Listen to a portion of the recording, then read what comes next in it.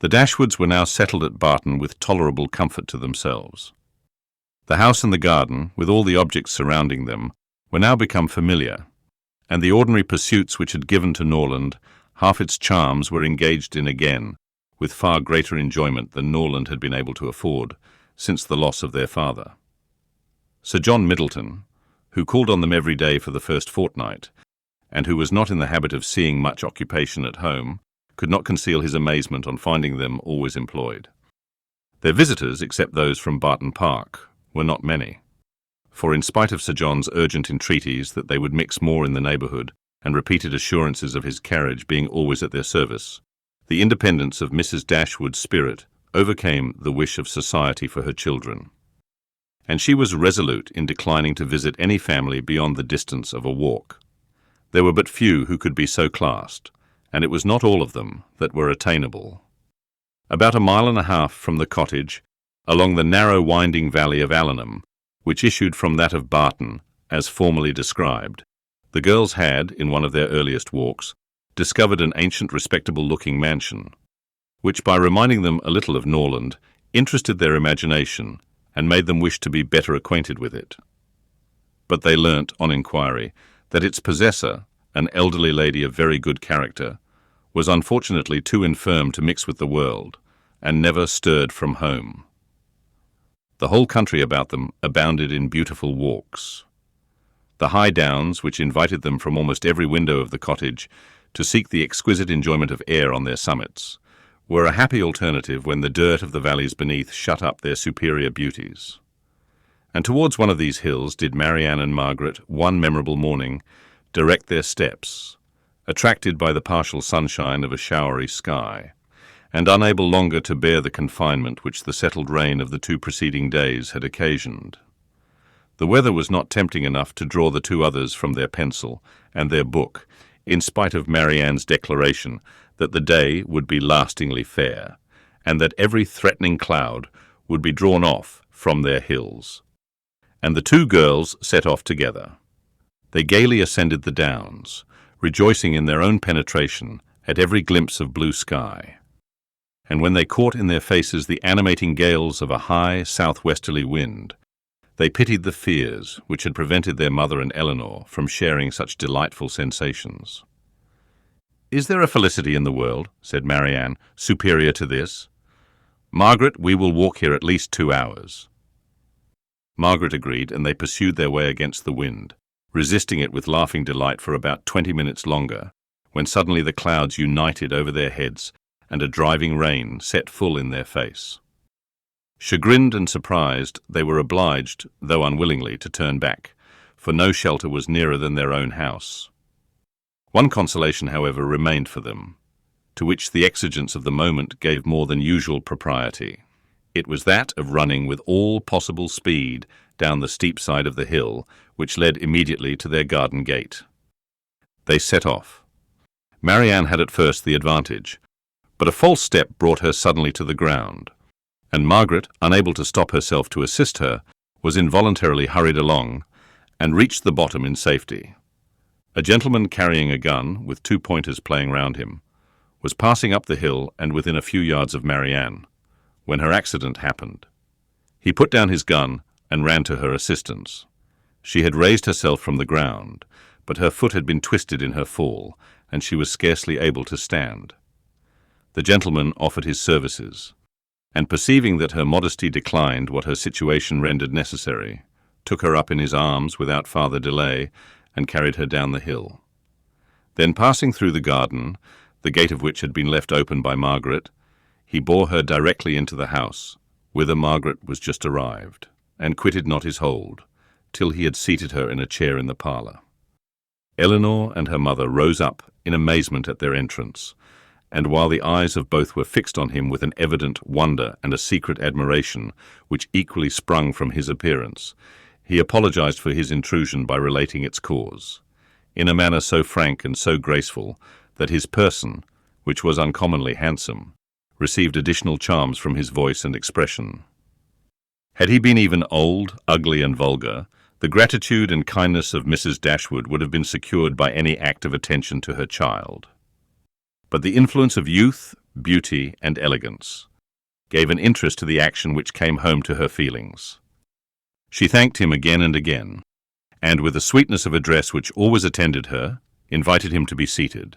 But this he declined, as he was dirty and wet. Mrs. Dashwood then begged to know to whom she was obliged. His name, he replied, was Willoughby, and his present home was at Allenham, from whence he hoped she would allow him the honour of calling tomorrow to inquire after Miss Dashwood.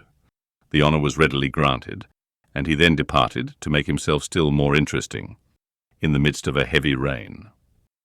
His manly beauty and more than common gracefulness were instantly the theme of general admiration, and the laugh which his gallantry raised against Marianne received particular spirit from his exterior attractions. Marianne herself had seen less of his person than the rest, for the confusion which crimsoned over her face, on his lifting her up, had robbed her of the power of regarding him after their entering the house. But she had seen enough of him to join in all the admiration of the others, and with an energy which always adorned her praise. His person and air were equal to what her fancy had ever drawn for the hero of a favourite story. And in his carrying her into the house with so little previous formality, there was a rapidity of thought which particularly recommended the action to her. Every circumstance belonging to him was interesting. His name was good. His residence was in their favourite village, and she soon found out that of all manly dresses, a shooting jacket was the most becoming. Her imagination was busy, her reflections were pleasant, and the pain of a sprained ankle was disregarded. Sir John called on them as soon as the next interval of fair weather that morning allowed him to get out of doors, and Marianne's accident being related to him, he was eagerly asked whether he knew any gentleman of the name of Willoughby at Allenham. "Willoughby!" cried Sir John. "What is he in the country? That is good news, however. I will ride over tomorrow and ask him to dinner on Thursday." "You know him, then?" said Mrs. Dashwood. "Know him? To be sure I do. Why, he is down here every year." "And what sort of a young man is he?" "As good a kind of fellow as ever lived, I assure you. A very decent shot, and there is not a bolder rider in England." "And is that all you can say for him?" cried Marianne indignantly. "But what are his manners on more intimate acquaintance? What his pursuits, his talents, and genius?" Sir John was rather puzzled. "Upon my soul," said he, "I do not know much about him as to all that. But he is a pleasant, good-humoured fellow, and has got the nicest little black bitch of a pointer I ever saw. Was she out with him today?" But Marianne could no more satisfy him as to the colour of Mr. Willoughby's pointer than he could describe to her the shades of his mind. "But who is he?" said Elinor. "Where does he come from? Has he a house at Allenham?" On this point Sir John could give more certain intelligence, and he told them that Mr. Willoughby had no property of his own in the country, that he resided there only while he was visiting the old lady at Allenham Court, to whom he was related, and whose possessions he was to inherit, adding, "Yes, he is very well worth catching. I can tell you, Miss Dashwood, he has a pretty little estate of his own in Somersetshire besides, and if I were you, I would not give him up to my younger sister, in spite of all this tumbling down hills. Miss Marianne must not expect to have all the men to herself. Brandon will be jealous if she does not take care." "I do not believe," said Mrs. Dashwood, with a good-humoured smile, "that Mr. Willoughby will be incommoded by the attempts of either of my daughters towards what you call catching him. It is not an employment to which they have been brought up. Men are very safe with us, let them be ever so rich.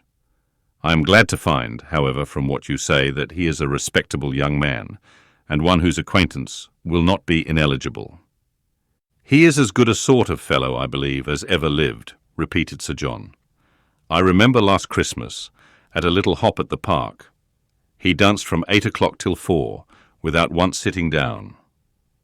"Did he indeed?" cried Marianne with sparkling eyes. "And with elegance, with spirit?" "Yes, and he was up again at 8 to ride to covert." "That is what I like. That is what a young man ought to be. Whatever be his pursuits, his eagerness in them should know no moderation, and leave him no sense of fatigue." Aye, I see how it will be," said Sir John. I see how it will be. You will be setting your cap at him now, and never think of poor Brandon." "That is an expression, Sir John," said Marianne warmly, "which I particularly dislike. I abhor every commonplace phrase by which wit is intended, and setting one's cap at a man, or making a conquest, are the most odious of all. Their tendency is gross and illiberal, and if their construction could ever be deemed clever, time has long ago destroyed all its ingenuity."